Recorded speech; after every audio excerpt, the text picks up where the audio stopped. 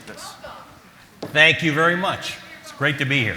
That was my line, whoever said that. Welcome. Hi, nice to see everybody.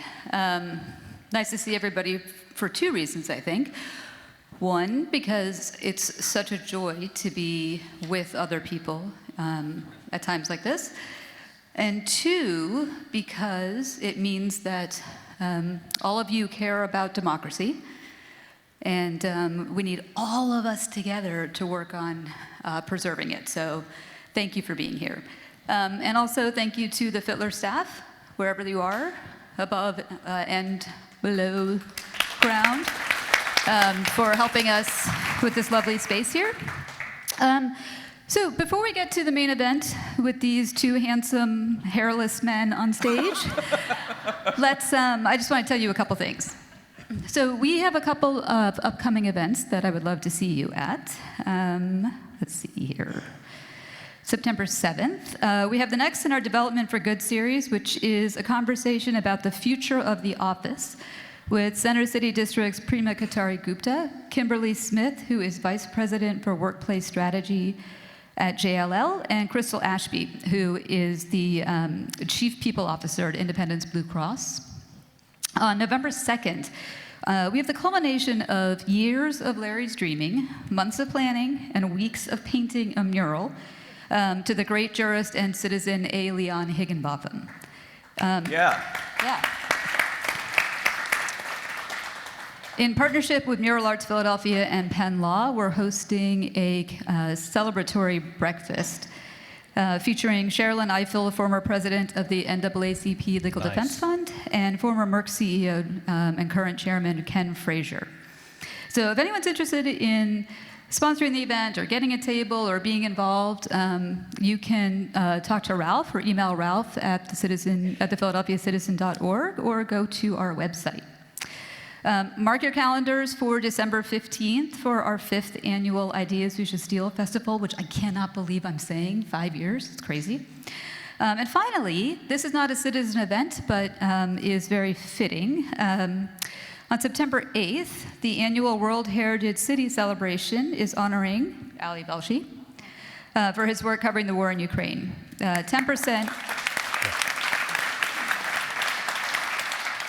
10% of the proceeds of that event will actually go to support the good people of the World Heritage City of Lviv, Ukraine. So you can go to globalphiladelphia.org to purchase tickets for that event. And speaking of supporting Ukraine, there's a stand over there with the QR code that takes you to a post we did, a story we did back in February that has about a dozen different ways that you can help to support the people of Ukraine. So stop by and take that on your way out. And now, I'm going to pass it to Larry. Thank you. Hi, everyone. By the way, I don't know if you mentioned that was Roxanne Patel-Shepelavi, the editor of The Citizen, the MVP of The Citizen, and one of the MVPs of civic life in Philadelphia. Before we get to the smartest bald man on television, and I always say that, even though I've been friends with Smirkanish. I was going to say Smirkanish. Yeah, we've been friends for 20 years, but I don't care. I'm in the truth-telling business. Facts are facts. So that's a rare thing to hear these days. Yeah. But before we get to that, I want to play a clip of Ali's reporting. And actually, before we get to that, if you can indulge me for a minute, I wasn't going to talk about this, but I thought I might share with our friends here what I just went through. Yeah. And before you do that, I'm going to say, Larry's going to tell you about a health scare he had, and when we heard about it, we've been friends for years. My first instinct wasn't actually for my friend. It was actually about democracy and public journalism in Philadelphia. So secondarily, I am sorry that you've gone through what you've gone through, but I'm glad you're with us. Well, thank you. So, and I'll be writing about this in The Citizen. So I had brain surgery in June, but more recently, on Friday morning, I had a minor stroke and spent the weekend in the hospital at the University of Pennsylvania, where amazing things happen every day. And the reason I was ruminating on talking to you guys about this is that something happened Saturday night while I was being transported to a CAT scan. There was a young man transporting me. His name was Michael Porter Thompson. He's he's probably 30 years old, African-American, dreadlocked. He'd been an EMT, he'd been a Marine, 2000, this relates to why I'm here, by the way, and why we're all here. He'd been a Marine 2005 to 2012, then a security guard, then EMT, and these transport people at the hospital have to have EMT training. So this guy, and I have not been able to stop thinking about this kid. And kid, you know, everyone's a kid to me. I pull up to a red light and look to my left, and there's a 9-year-old driving a car. You know, I'm watching him. First, he says this thing to me that made me cry, and I'll control myself here, which is, my long-suffering wife, Bet, saw me get all emotional about this. I'm watching him direct traffic, all these different people on gurneys. I'm watching him, he tells me that he's got a monitor with my blood pressure on it, and he's like, I understand this is your normal pressure, because he checked beforehand. An utter professional, right? But most importantly, he said to me, I asked him how he liked his job, and he said, it's noble work. I don't know I haven't talked to my shrink yet about why that makes me choke up so much. But I think it's because of what we do here. First of all, I hope that we're all as noble as this young man. But this idea of showing up is what the American experiment is really about. I've never been, I think you and I have talked about this, never been more concerned about the future of what we've all taken for granted. It's in more jeopardy since the Civil War.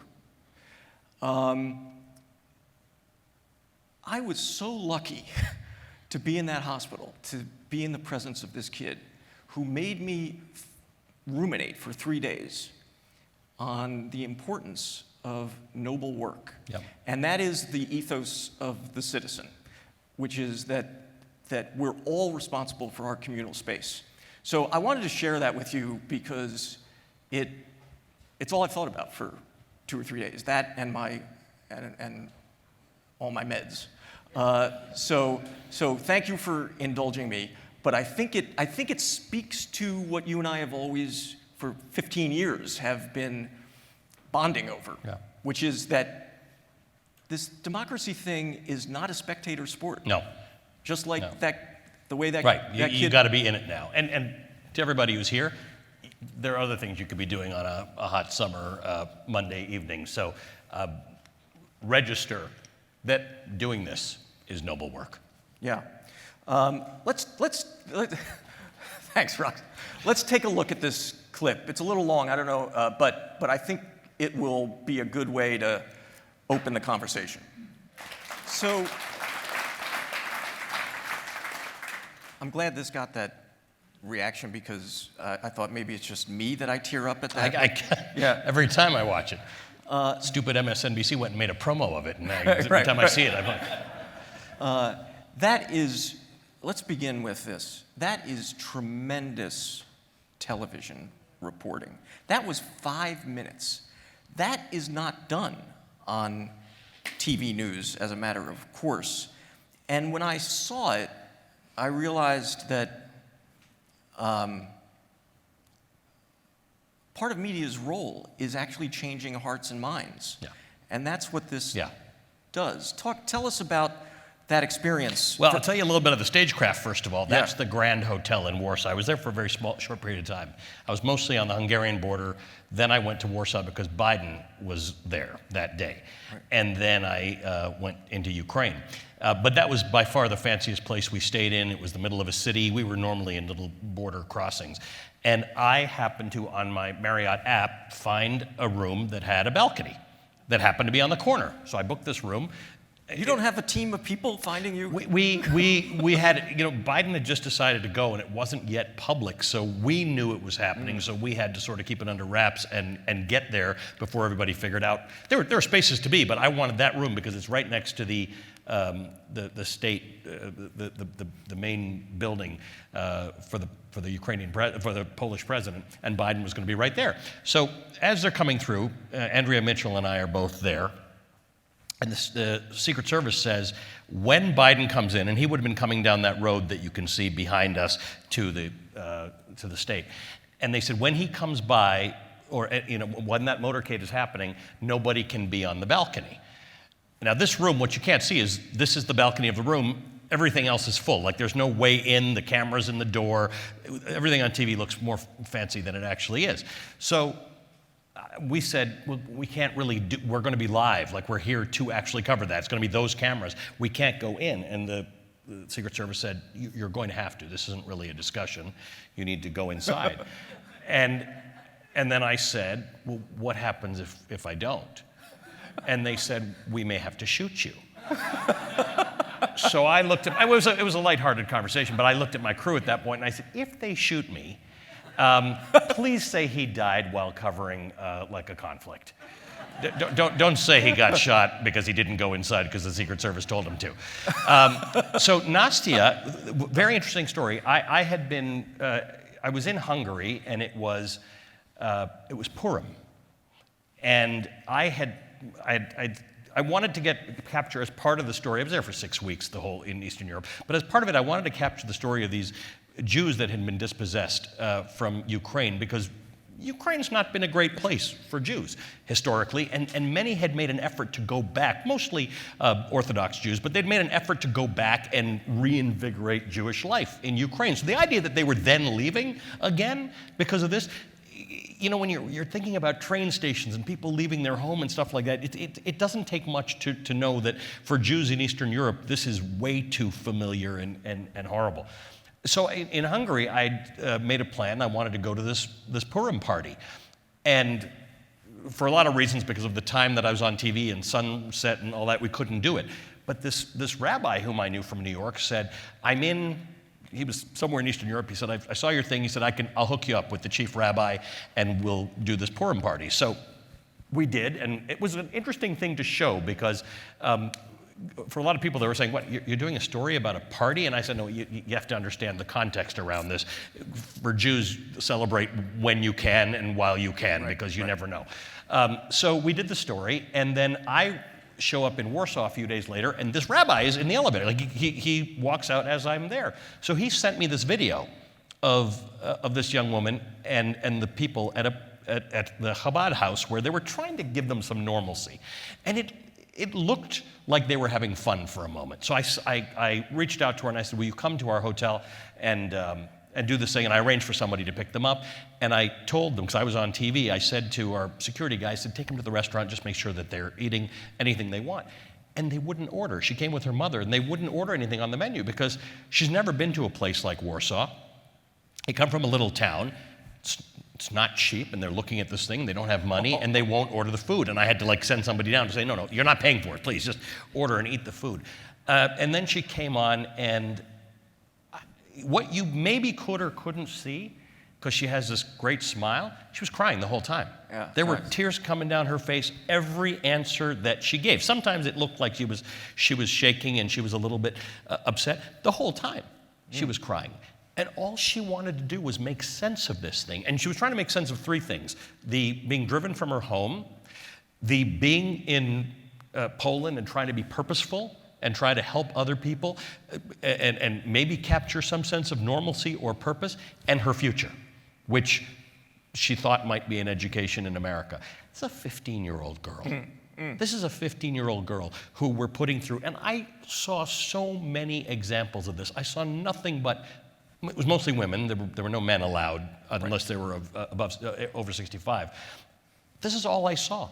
And they'd be coming in, and I wanted to make sure for two things, that my viewers understood that there's nothing normal about this, that when these people show up in Hungary or in Poland, it's not over for them. Their loved ones are behind. I saw parents leaving their kids with relatives so they could go back and take care of their own parents back in Ukraine. So the idea that you're a refugee in another country is not good. It's never good. It's horrible. Poland was much better than Hungary was. Hungary was sort of like, here you go, here's some food, get out as soon as you can. And the other thing, I couldn't do it in Warsaw because Biden was there and it was high security, but it was the only time in the entire trip that I was not on ground level. I wanted to be in the train stations, I was at border crossings, I wanted to be where people were all the time to remove this from the abstract.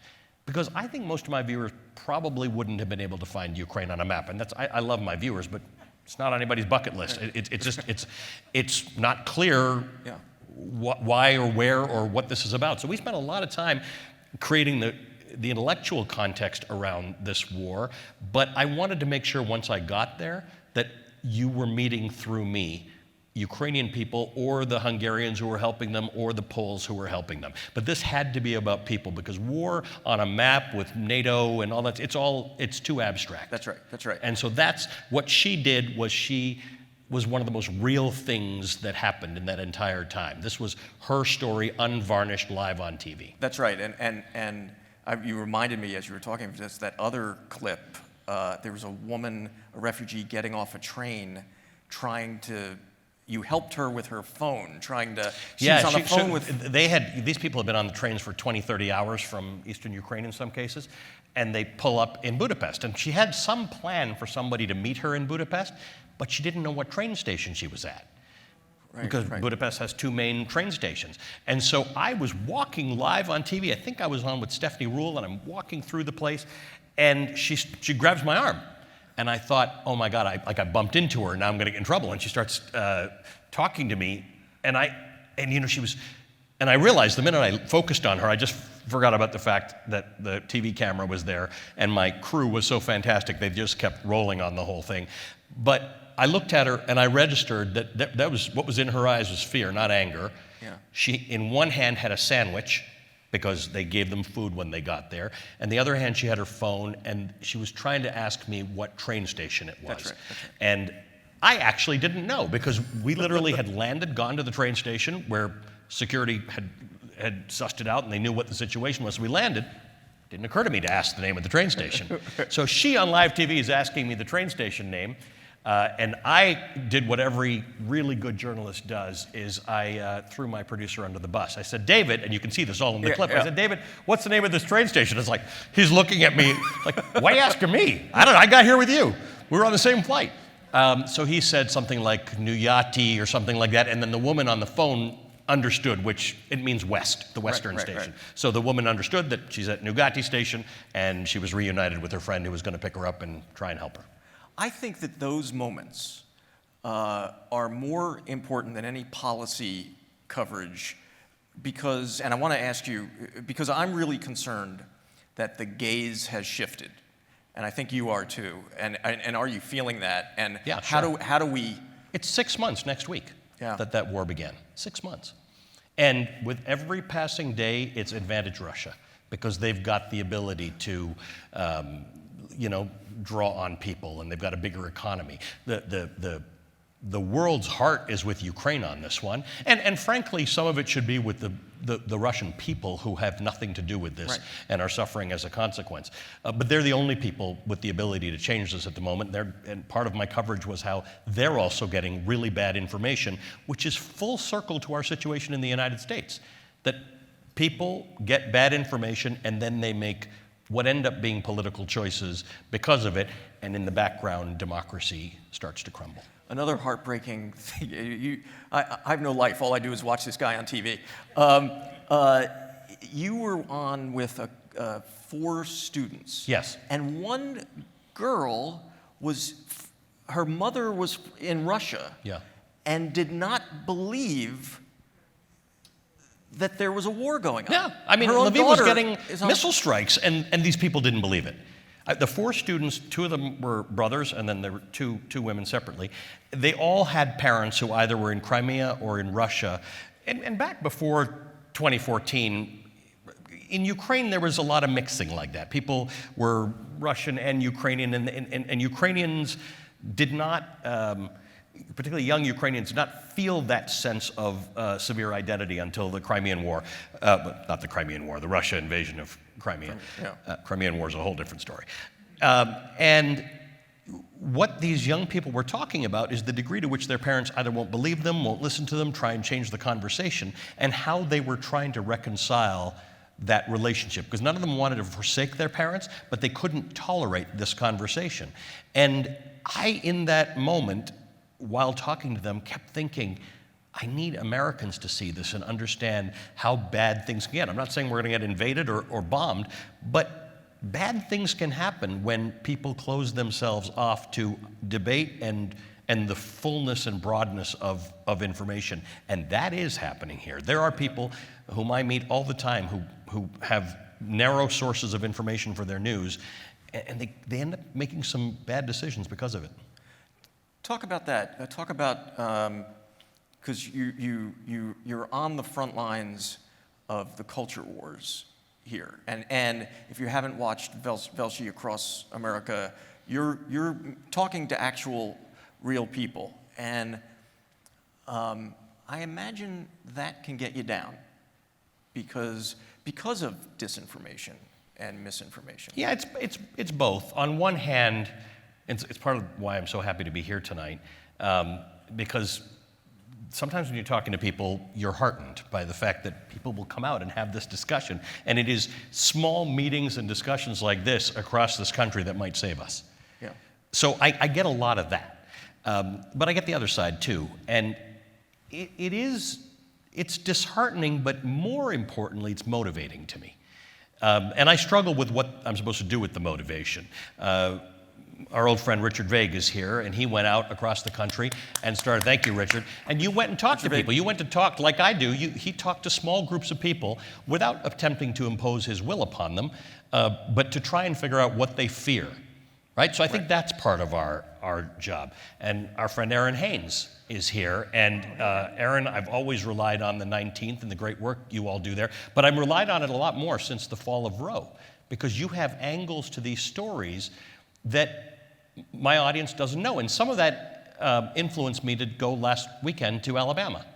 So I took my show on the road to Alabama, where I met with local, mostly abortion providers, former abortion providers, to understand what we don't know. Because at MSNBC, we're talking about abortion, Roe v. Wade, and rights as an abstraction. Then you go down there, and what you realize, and this is not a political statement, this is an issue about rights, it's medieval. It is the cruelty involved in the laws that are meant to prevent women from accessing reproductive care is not about whether you believe a fetus is a life. It's about control. It's Handmaid's Tale shit.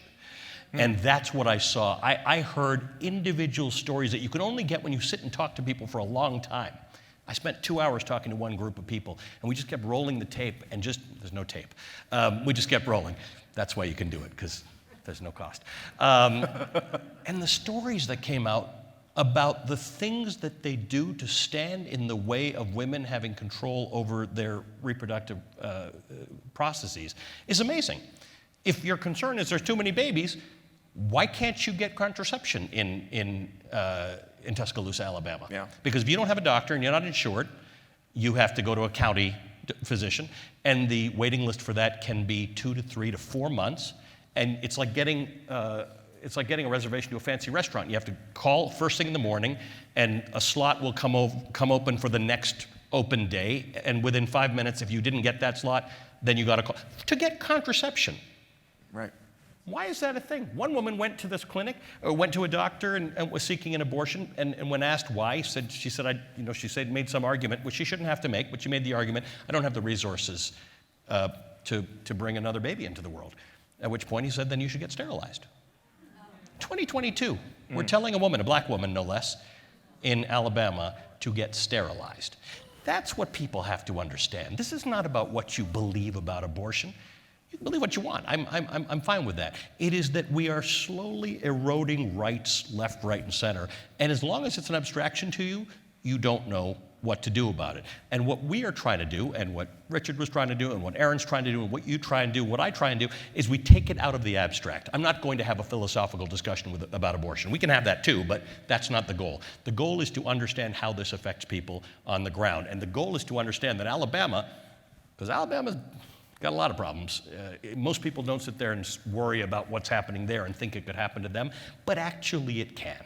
And that's the same point as Ukraine.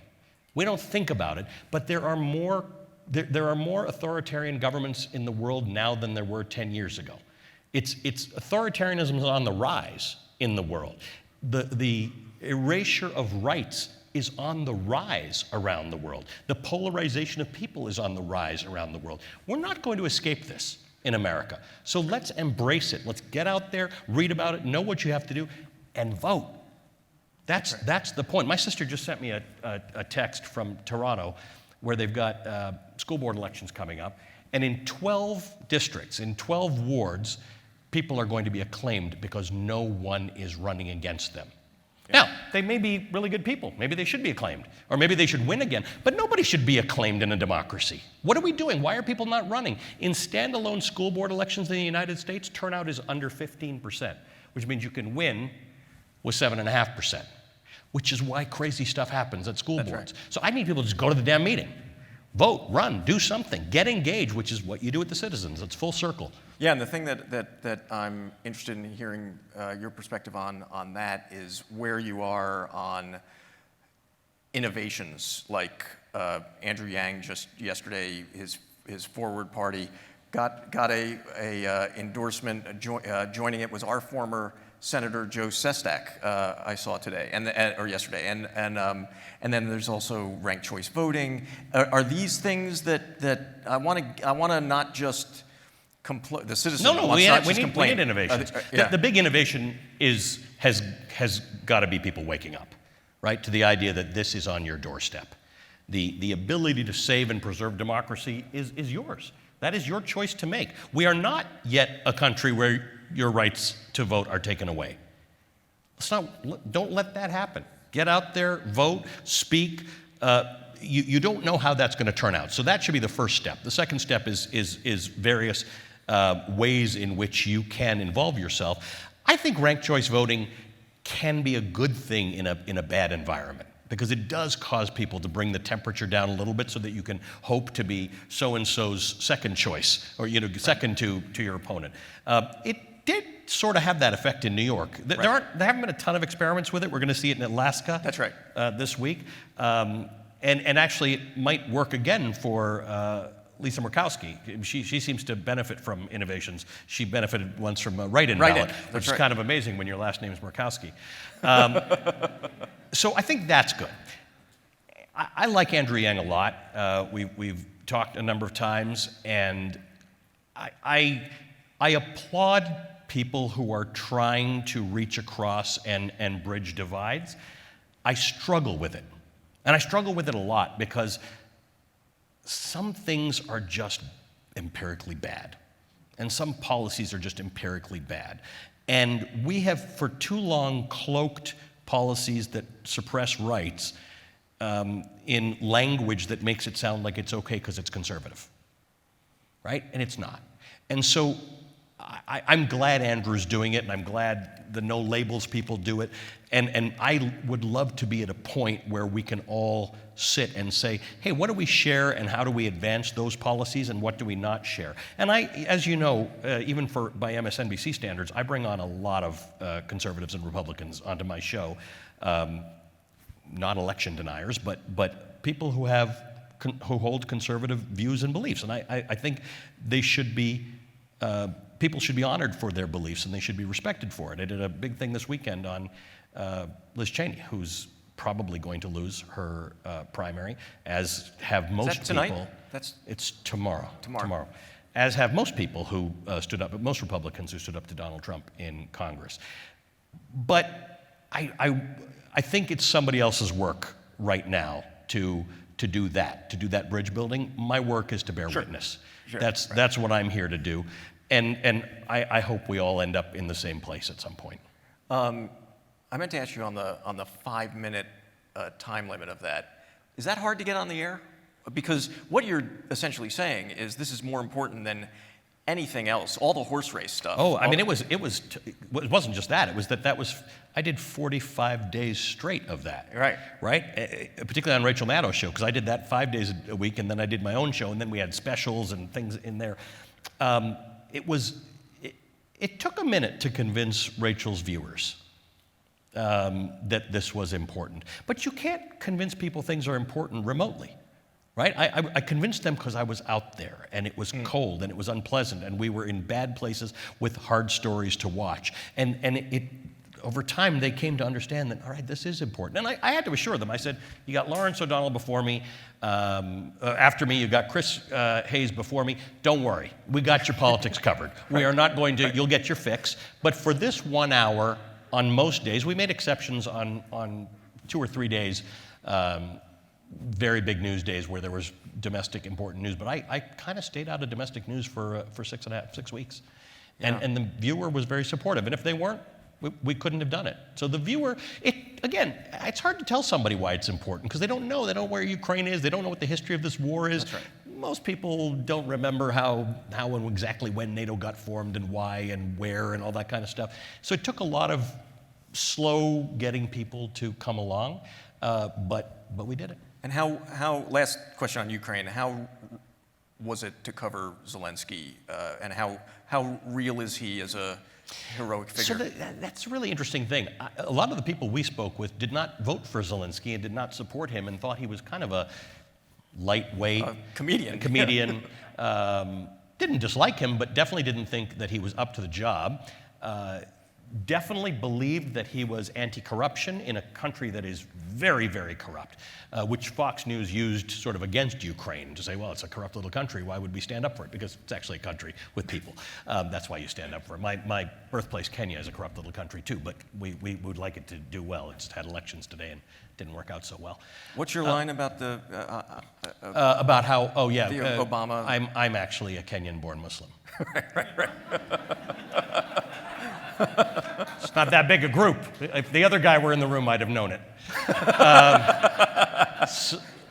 It was, so Zelensky, so they believed he was anti-corruption, but they didn't think he could do anything about it. What can one person who's against corruption do in an entire society? And for anybody who's traveled to some of these corrupt societies or tried to do business in them, it's top to bottom. I mean, everybody's bribing everybody. You're bribing somebody for a parking space, and you're bribing somebody for your job. I mean, everything's a bribe. And then the third part was when the Russia stuff happened. Not only did a lot of Ukrainians not think he was up to standing up to Putin, our intelligence services didn't think so either. Right. They really thought he was in over his head. And he's become a wartime leader. And people in Ukraine who proudly say, I did not vote for him, say, I might next time. What Ukrainians really say, which I think is more interesting, is that may we get to a point where that doesn't matter. They want to get back to their politics where they argue and debate and things like that. Right. They want to get back to being a normal country, but he is doing as good a job as anybody can imagine of trying to get them there. I mean, the way he rallied world support, unbelievable. That line, I don't need a ride, is like, to react in that moment is such presence of mind, and gives me leadership envy here in Philadelphia. I wanted to ask you, so you've done a great job of covering the coup, the January 6th committee and so forth, but what our mutual friend Anand Girihardis has a great point, I think, which is that what's more dangerous than that fast-moving coup is the fact that if you look at the public opinion polls on 5 or 6 of the most prominent issues in America, abortion we talked about, voters' rights, climate change, gun control, 80% are on one side. And yet our politics are divorced from, he makes the case that that is the biggest peril. Yeah, folks are very worried about the Supreme Court being weird. We need to worry about the Senate being weird. Yeah. I mean, the Senate is the strangest thing around. I mean, it is entirely controlled by people who represent a very small proportion of the electorates. We really do have to think about reforming our entire system. But how do you think about that when you can't get agreement on single bills and little things? I think there are a lot of interesting writers out there who are proposing big changes to things, who are saying we actually have to think big. We can't sort of wait to get back to sort of a middle where we can compromise on things and then say let's fix the court and let's fix the filibuster and let's fix the Senate. You kind of need some lightning strikes. And that takes big leadership. And that's hard these days because we're so polarized. I've been covering these primaries every Tuesday, and a couple of weeks ago, you saw two things. One is you saw Kansas do something interesting on abortion, but that was because they were going to take a right away that Kansans had in their constitution. Right. That's very different than what Michigan is trying to do. Michigan is trying to put abortion, to codify abortion in their state constitution on the ballot in November. Right. Harder to do that, harder to get a right than to prevent one from being taken away. But look at all the people, all the Republicans who lost to election deniers. And if the next election is contested, and the sort of the people who don't believe in the way democracy is supposed to work prevail, it's going to be here. This is going to be the state where America goes down. Mm-hmm. And I need everybody in this room to think that through and to talk to your friends about that and to say, this is not your moment to think about whether you'd like a little more in your paycheck or whether your taxes should be a little lower or whatever the case is. There are a couple of states in this country, largely Arizona and Pennsylvania, that have slates of candidates running who would be alarming in my home country of Kenya. Like it's alarming the views that some people hold here, and people have to take that seriously because these are close states where your choice now, every voter's choice now is democracy or not democracy, and climate might be your biggest issue, and abortion might be your biggest issue, other things may be your biggest issue, but none of them work if you don't actually preserve democracy first. Well, and along those lines, are you concerned, as I am, that the Democrats in the primary, like our own Josh Shapiro, who insinuated themselves in Republican primaries to try and pick their opponent,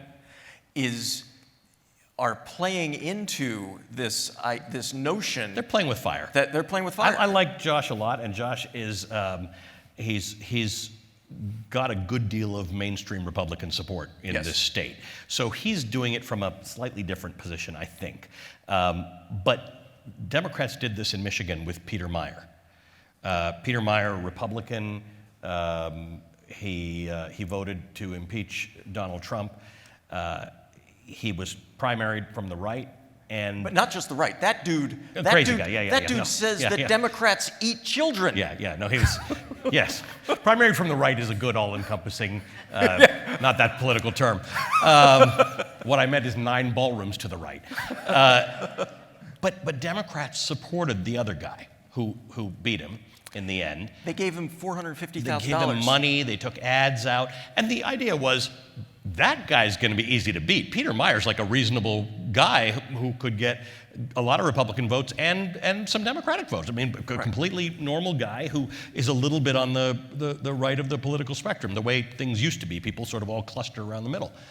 And Michael Steele and Michael, the former Lieutenant Governor of Maryland, and I were having a talk the other day, and he thought it was great. He said Democrats should finally get smart about strategic voting and do more like this. And I said, except that guy might end up being like Marjorie Taylor Greene or Madison Cawthorn or Lauren Boebert. They might actually get into Congress, which really worries me. Yeah. So I'm just too scared to endorse that kind of activity. That I don't think we should ever support crazy people to be in politics, but. Well, and especially because if we're going to rescue this experiment, you need debate. You need people who can really be in the discussion. And we need a Republican Party that gets back 100%. To sanity. 100%. Right? 100%. We need a Republican Party because you need debate and you need people to present ideas and be able to put them forth and have them shut down and sharpen their arguments. And you just don't want one party It never works. It's a bad plan. It'll be much better for the Democratic Party to be debating and holding up for argument and examination all of the policies they propose and be able to strengthen their argument. It doesn't serve anybody to not have a Republican Party and a healthy Republican Party. And again, it's why Pennsylvania worries me a great deal, because there was a lot of what used to be sort of old school small government conservatism in this state. And you can like that or not, and we can have lots of debates about whether that's code for anything, or it might just be, I'm a kind of almost like a libertarian, don't want much government, whatever. But that's, across the country, this is getting supplanted by something else that is not, it is neither conservative, nor is it democratic, nor is it sensible. And yet people are going out. I used to, for 5 years, I said, this is not, people are not to blame for this. It's sort of bad leadership. But people are going out and casting their ballots for these people. And at some point, everybody has to be held to account for their decisions. That's exactly right. We're going to open it up to questions in a couple of minutes. I wanted to touch on two other issues first.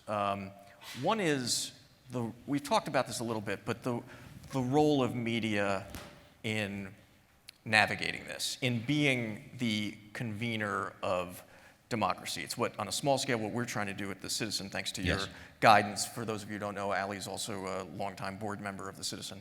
That's local. But, you know, we're at the point now where we have echo chambers. If you go to Fox, I'll watch MSNBC or CNN and then go to Fox, they're never talking about the same issue. Right. It's two different countries. Yeah. It's a media civil war. What do we do about that? Well, first of all, I think that there are a couple of answers to that. One of them is that being local is the answer. Because the changes you can make are local. And in fact, some of the really big issues that are out there, including abortion and voting rights and book banning, they're local. There's no national book bans. Right. They're all local. They're school boards and so I think being local and these organizations that help people who want to get involved in politics to run are really good. Then there's journalism like what Aaron does at the 19th, which is around a lens, right? This is the 19th Amendment, around things having to do with women. And what it does is I get, like everybody else does, I get all my news from major sources, but then I'll see the same topic covered either by you in The Citizen or by Erin or her colleagues at the 19th, and it's like, well, there's a different lens, a different way of looking at things. So people think that when they to open your mind means to open your mind across the political spectrum, and you don't want to be on the other side of the political spectrum. That's not necessarily where you need to be. There are just different perspectives on the story. The best thing we can do to fight back against the destruction of democracy is to be informed participants in society, in civil society. I've said this to you before. Democracy is hardy. It's like a cactus. It doesn't need a ton, but it needs something. You can't give it nothing, right? And for some of us, we have not felt obliged to give democracy anything because it works. We're born into it. We'll die in it. It'll be fine. That's not the case anymore. Yeah. You have to do something. You know, it's funny, I've told the story before, but in Lincoln Steffens' famous book, The Shame of the Cities, he's 1904, he's in Philadelphia, he interviews a ward leader who says, and for those of you who don't know, ward leader is a euphemism for warlord. So he says, the ward leader says, yeah, at any given time, we like to have a good 6 or 7 scandals going because the newspapers can't keep up, and then me and my boys can do whatever we want. Right.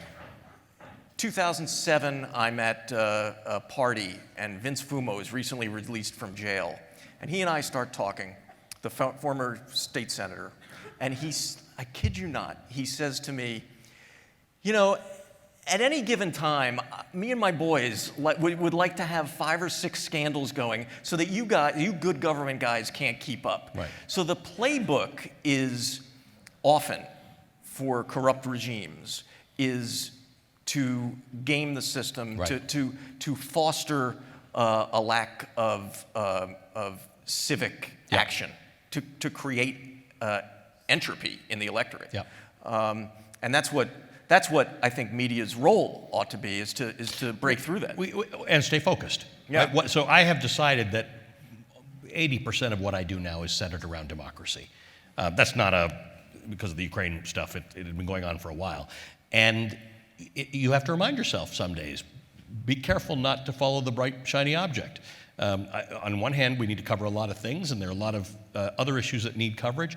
But the democracy one is the one that if you lose the whole game. That's right. That's So- right. Do you get a sense that people understand the stakes? They're coming to understand the stakes. They're starting to. I don't think everybody lives and dies by this stuff. It doesn't all look that bad. It looks like we've dodged a lot of bullets.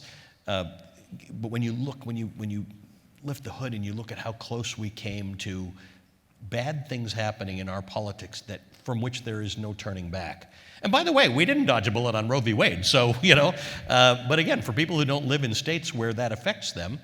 It seems abstract. In fact, the conversation I was having with these abortion providers in Alabama, when I said, well, what happens now? Because if somebody wants to support activities around reproductive health, they're going to say, I'm certainly not going to send my money to Alabama at this point. There are states that provide abortions, and those abortion clinics are overrun, so that's where I'm going to send my money. And she said, and that's how it ends. She said, lost causes become lost causes because people believe they are. That's well put. And she said, we're fighting, we're at the absolute front lines of this thing now. Don't forget about us. Before we go to the questions, I want to just ask you a personal question about your own democracy story. I saw you somewhere on air make a reference to your own background and your family's background, and I'd like you to tell us about why this is important to you. About 125 years ago, my great-grandfather and grandmother left India to go to South Africa for a better life. A lot of Indians had left at the time.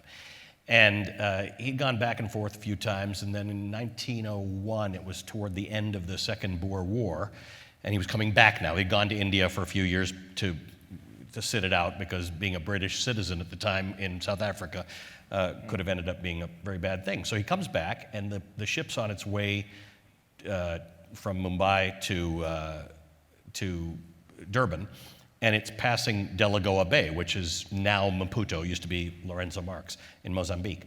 And he's thinking this through, and he's thinking, he didn't really know which way the war had gone. He didn't know the British had won, and he thought, well, if the Afrikaners had won and he shows up as a British citizen in Durban, he might get turned away.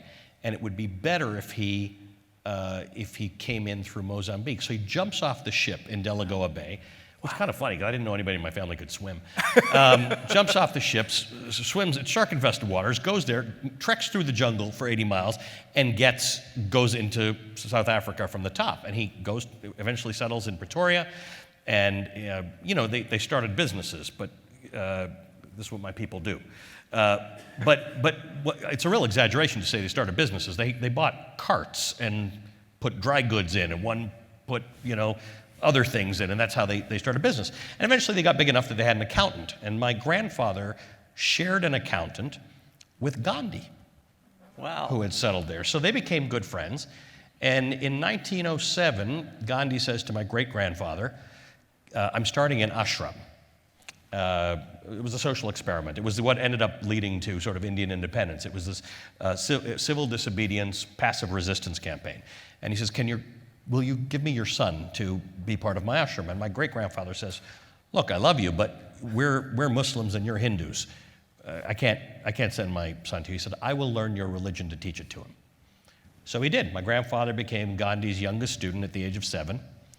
And it influenced his life. They fought apartheid. They used their business, which had grown into quite a substantial business, to fund the fight against apartheid for many years.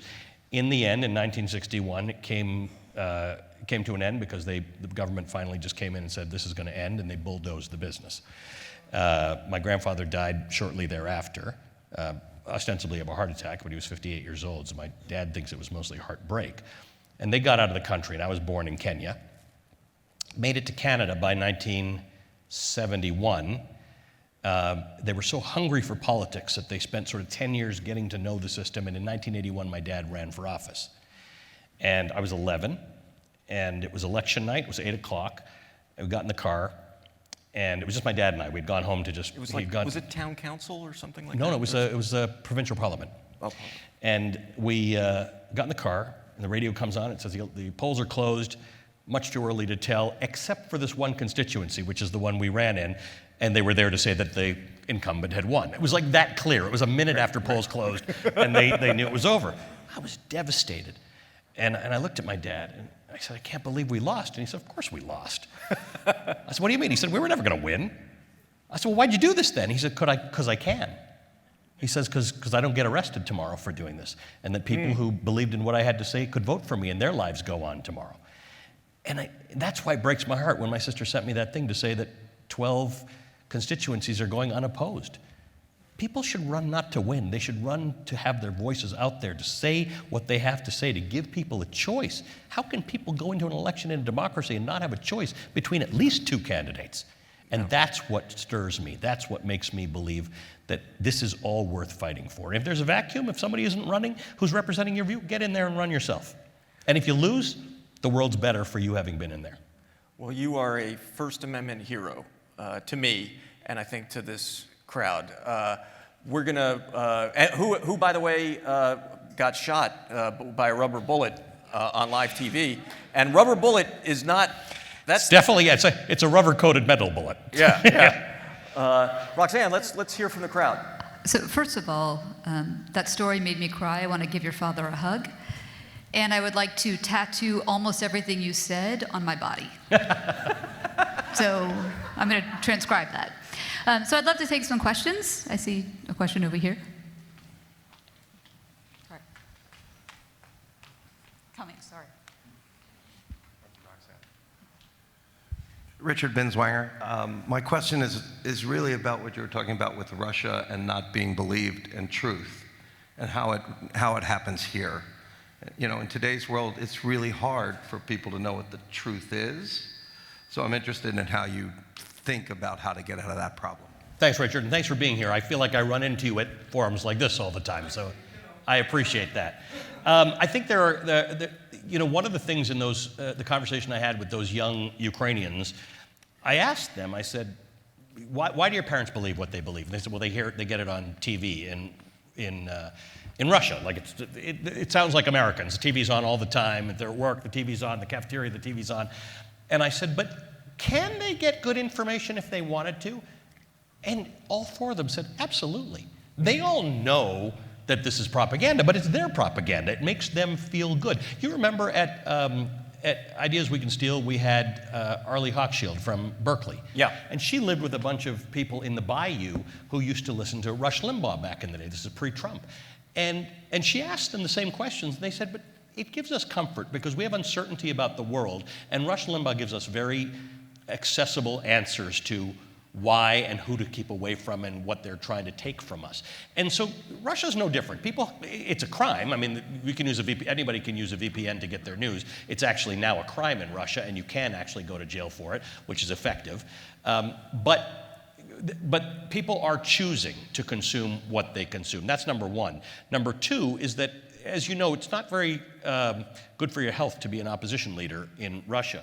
So after Navalny got sentenced, I had Vladimir Kara-Murza on my show, and he's regularly there, and he was in Washington. And on my last day in Ukraine, April 11th, I think it was, Vladimir went back to Russia. And I interviewed him that Sunday morning. And I said, why'd you do it? And he said, because I've got to be with my people. And I said, I'm worried about you. It's the last thing I said to him. And he was arrested the next day. Yeah. And now he's in jail, and I don't know. He could die in jail. But he went there to say, if I'm there, some of the lights will come to me, and I will be able, somebody will hear that I'm telling you that they're lying. And I don't know how he's going to do it, and I don't know what is going to come of him. But it is the thing we have to protect ourselves against in America. This idea that misinformation and disinformation spreads too easily, and you have to arm yourself. You can agree with whatever policies you want to, but come by it honestly. Research it, know where it's coming from. Propaganda is the enemy of democracy. Absolutely. See, I'm going to tattoo that on my body. Hold on, there's a question here, and then I'll go up there. Hi, it's Scott Hecht. You were talking about the echo chamber and so forth. Obviously, MSNBC, CNN, Fox all have their primetime lineups set and gets regurgitated for the most part throughout the whole lineup, whatever party they support. How do you get real balanced information from our source, the media sources out there? I mean, I've told my now 23-year-old daughter back when she was a few years younger, you need to get information from everywhere. Yeah. Regardless. But how do you get that is the question of our time, Scott. It's probably the best and most important question. The simple answer is what you tell your daughter. Triangulate your information. And I used to say just get it from a bunch of sources. Now I actually try and ask people to really triangulate. Try to get it from people with different perspectives. Because the first thing you'll learn when that happens is what's true and what's not true. So I always go back to that pizza parlor outside of Washington where the guy went and was going to rescue the children in the basement that didn't exist. He really believed he was rescuing children, right? I mean, it was crazy what he did, but he believed he was rescuing children from a Democratic-led cabal that eats children. And a little bit of work on his part would have helped him understand that this is kind of weird that nobody else is reporting on this story, and it's only coming from this strange slice of conservative television. So you could have 10 sources of news, but if they're all in the same lane, it's not going to help you. So the number one reason to triangulate is not to get smarter and be able to debate these issues. It's just to eliminate what's not true. Same thing with the guy who went and shot up the Cincinnati FBI office the other day. He was getting his information from literally that one social media feed and posting. And people were telling him, we just called the FBI, and they're like, bring it. Just get out there and get a few more sources. I have started to believe that social media is the enemy of democracy. I'm not completely in that column yet, but give me a couple weeks and I'll be there. So I think we should also advise people, including not just your children, but our parents. Social media is not necessarily your friend. It's good for knowing when people's birthdays are and seeing how much weight they've gained since they graduated. That's it. There's nothing else. Don't get your politics, generally speaking, off of social media, notwithstanding the fact that you and Aaron and I all post on social media, so you can read that. And I'd like to tell you, if you watch my show, I'm going to try and give you a broader perspective than one might think, but that's not good enough. My word to you is not good enough about that. So take the extra time. If you're going to consume news, consume it well. If you can't consume it well, rather don't. Just go about your life. Don't put on one channel and watch it all the time. I feel like you're speaking directly to my children. There you go. Somebody up here raised their hand. Oh, yeah. I'm Holly from Doylestown, and I feel as though we are all in the same tribe in this room. Maybe we should have brought someone with a different belief with us. So, because you haven't spoken politically, you're talking about things that are important to everyone, we would hope. Yeah.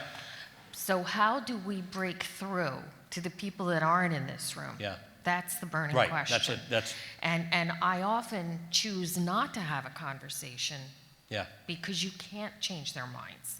And I feel, is that a failure? I mean, Yes. I need a script. Yeah, everything you're saying is my life. Thank you. Yeah, I love it when I get all sorts of kudos from my audience about what a great job I did in articulating that, except they all believed me in the first place. They didn't need the convincing of it. What I am trying to do, though, you said something really interesting.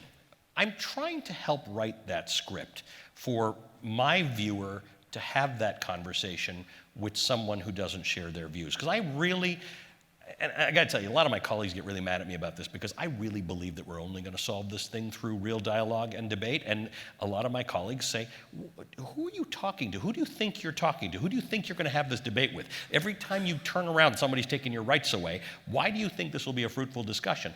And I think it'll be a fruitful discussion because I don't know what the alternative is.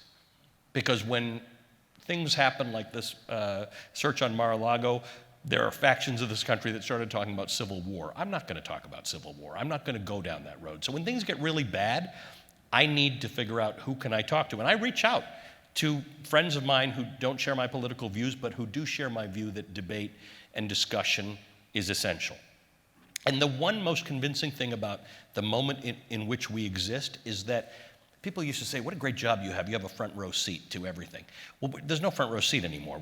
We're actually in the arena. And that's not just me, you are too. Everybody in this country is in the arena. We're actually in the fight right now, and your vote and your participation is what's going to matter. So we can't now suddenly be bad at it, right? We're going to have to get better at engaging, at finding the people who don't share our views and talking to them. And I asked this of two of the abortion providers this last weekend in Alabama. And I said, what would you say to somebody who absolutely does not share your view about abortion? And the one woman who ran a clinic there gave me her answer, and she was clearly practiced at it. She had this conversation, and she said, this is how I would present it. And the woman next to her said, I'm glad you have that all worked out, because I'm not even having this conversation. I will not have it. Right now, we're in a war, and I'm not going down that road. And they were both valid viewpoints. So some people are not prepared to have it, and by the way, that applies to every conversation we've had, whether it's about voting rights or climate or whatever it is. There are people who, and policing, and Black Lives Matters, right? There were some people who said, here, read this, and other people say, it's not my job to tell you what to read. I'm trying to figure out, for people who will listen, what can I tell them that's not, you're stupid, you're wrong, and we're going to beat you in the next election. That's a fruitless way of looking at life.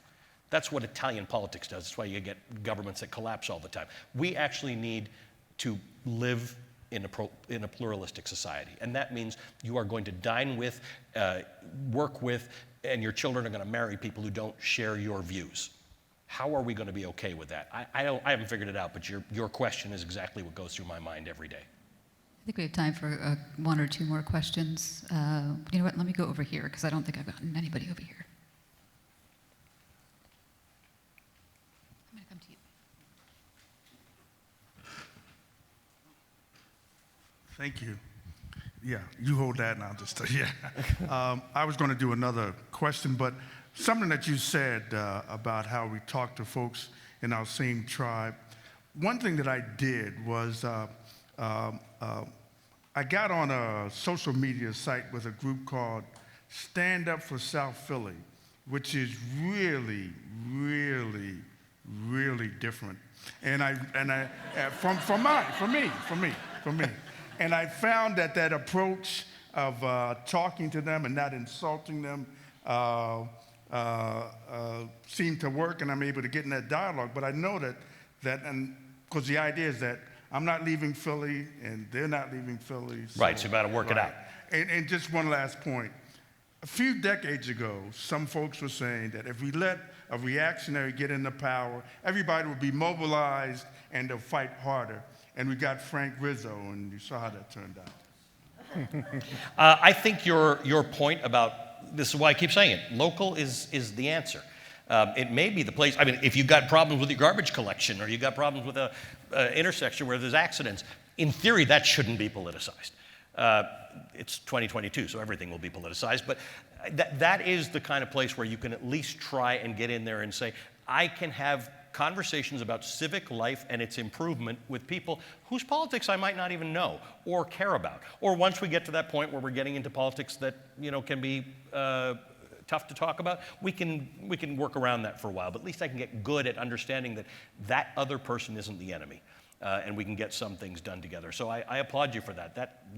I have come to believe that the answer is local civic engagement, because again, that then tends to lead to other levels of engagement. All the good, politicians we know who are really engaged have worked their way through a system. I also wonder if we're not as divided as the media picture reflects back to us. Do you have a view of that? I think maybe we are. I think maybe we are. Well, let's look at just in the last few weeks. There have been a spate of common sense, for lack of a better word, where have we seen common sense stuff? Right? We've seen it in some areas in guns. Interesting, like we've made some progress on that. But largely it's because we have several mass shootings a week, right? Like that's what it's taken for us to say, okay, guys, this has got to stop. Climate, why? Because we have terrible hurricanes and droughts and the world's coming to an end and people are really scared about refugees, and that's what climate's going to get you. Abortion was a strange one because really people should have seen that coming a long time ago, and there were people shouting at the top of their lungs that this is going to happen, and everybody else was like, it's not going to happen. I had young staff members on my staff telling me, I don't know what you guys are all getting excited about. Roe v. Wade's not going to fall. 8 months ago, maybe 6 months ago, they told me that. So I think it's let's forget the framing of whether we're as divided or polarized. I think the new framing needs to be how civically engaged we are. I like that. But let me read to you from our friend Andrew Sullivan. And maybe this is me trying to be oddly positive right here. He said, Dude, you've had a rough few weeks. I would be oddly positive if I were you too. Yeah. This past month we've seen, this is Sullivan. This past month we've seen real signs of incremental progress on the plane of reality. We have moved the dial on climate change in a historic fashion. We've beefed up the semiconductor industry. We've secured lower drug prices for Medicare. We've raised taxes on the very rich. In the last year, we've passed bipartisan infrastructure investment, withdrawn from the sinkhole of Afghanistan, and helped stymie a Russian invasion of Ukraine. And what's striking about all this dark Brandon energy is its pragmatism, moderation, and lack of polarizing melodrama. That got me. I read that and I thought it's good framing. Yeah. Maybe we're not. Yeah, and I have actually. It's interesting because I've been for the last few weeks I've been sort of reminding people of this, and I guess when I'm in studio and I can read stuff like Andrew Sullivan, I get into this positive thing and then I go out. And talk to people, and I'm reminded that maybe we're not as close as we think. But yeah, maybe that's it. I am trying to sort of remember that what has happened on the success front in Washington in terms of legislation is the stuff that's supposed to happen without our intervention, right? We have a chip shortage. We should have had a chip bill a long time ago. Right. The stuff that they're fixing, and I give a lot of credit to the people who worked really hard to get these bills done. Why can't Medicare negotiate for the prices of prescription drugs again? Because 58 other countries in the world do. Every other OECD country can do that, right? I didn't know that there was another option. I grew up in Canada. I didn't know that you could be in a country where your government buys the drugs and you can't negotiate the price. Everybody else who buys anything in bulk in this country can negotiate the price for it, but the government, and by the way, the VA can, but Medicare couldn't. Like, this is just weird stuff that needed to be fixed. That is progress. I don't want to take away from the hard legislative work that's done, but that should be the stuff that's done anyway. Where's the real stuff that makes our life better? That's right. And there's not going to be any big change. There's not going to be. Well, except I think the point that this gentleman was making, and that Ali, you're saying, right? It's that you see that kind of thing happen at a super micro scale, right? Neighborhood by neighborhood. Yes. So the guy 2 doors down from me, who has very different political beliefs than I, both have a really passionate interest in keeping our neighborhood clean and safe and being good neighbors. And there's a small thing that happens there, right? Like, we are engaged with each other on being right, and good that will civic lead to people. better engagement. Right. Yeah. No, I'm just countering his pessimism, his optimism. Let's do one last one. Hi, thank you for your time, both of you, first off. I always think there's a common... Who are you? Oh, Ali. Pleasure. Hi, Ali. Me too. I always think that there's a common denominator in politics, and I may not be the most attached to politics, but I always notice that there's a psychology component of it, right? I think that we start to see the lack of empathy from a lot of people. So I'm just curious, and I know this is kind of a left field question, but I'm curious what you think about that, right? Because you mentioned we need to stop electing crazy people, right? So do you think we have obligation in the regards of mental health or psychology or things like that? So this is a really interesting question, particularly some of the language you used. First of all, thank you for being here. I talk to people about this for a living, so I appreciate that you have given us, all of you have given us some of your time tonight. You use the term attached to politics, and I think that that's probably not a great goal to try and convince people to do that, but what level of engagement in civic affairs makes sense for every individual, right? Because I think politics has got a bad name, and people don't sort of get up in the morning and say, I'm going to get more political.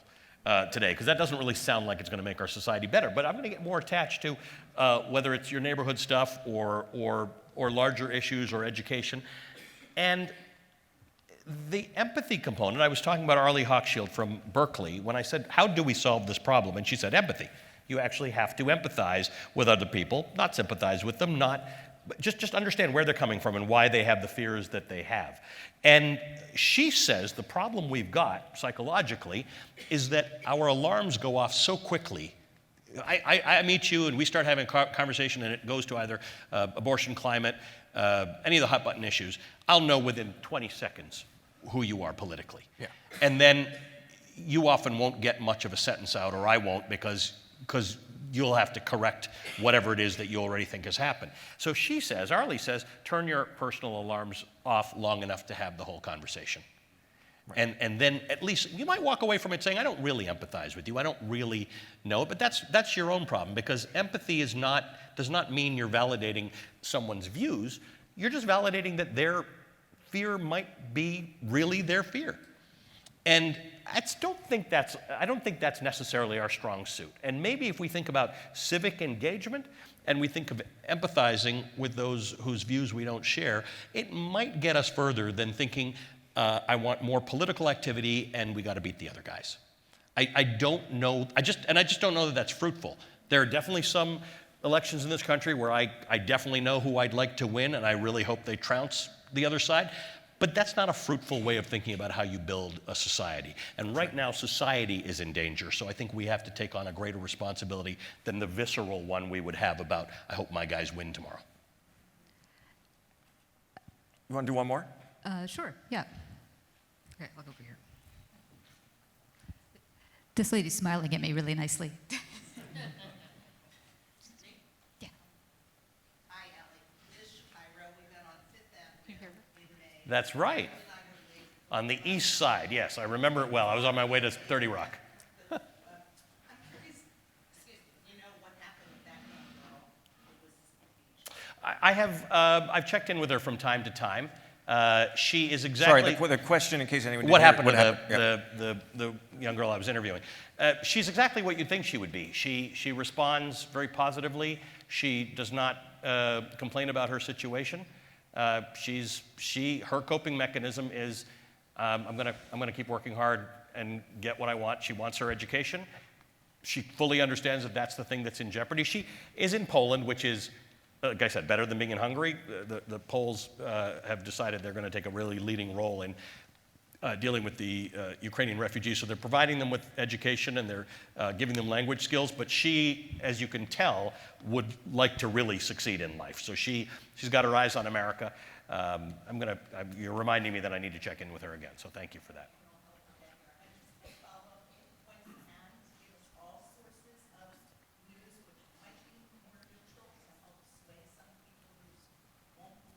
Yeah, it's a good question. I don't know that the goal would be neutral. The goal would be figuring out how, in your mind, you can take things that are different, try and get good at sifting out what's nonsensical.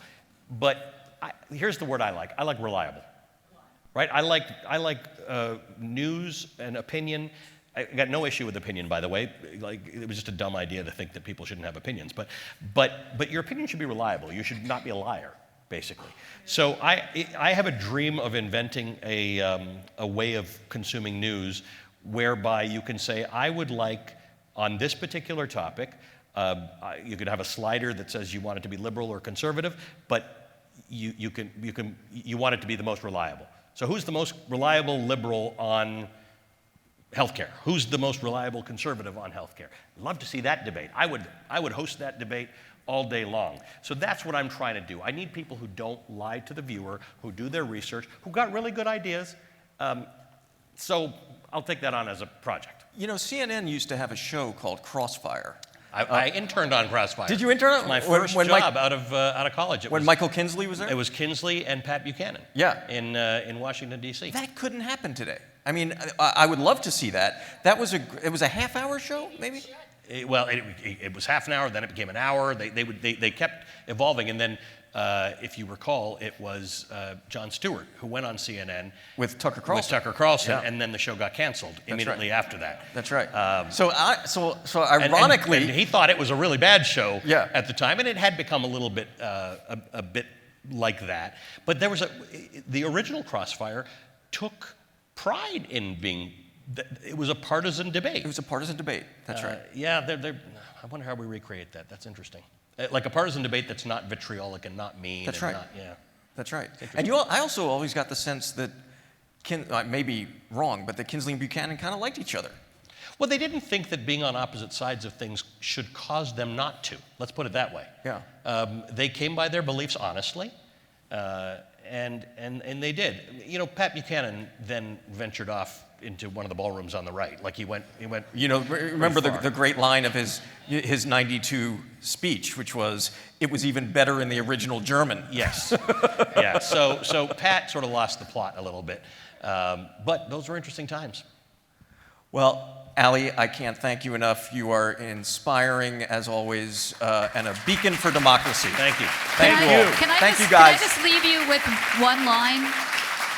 I just wanted to leave everybody with one line that I wrote down in my notes, which is, every voter's choice is democracy or not democracy, which I think is a good takeaway for today. Awesome. Thank you all. Thank you.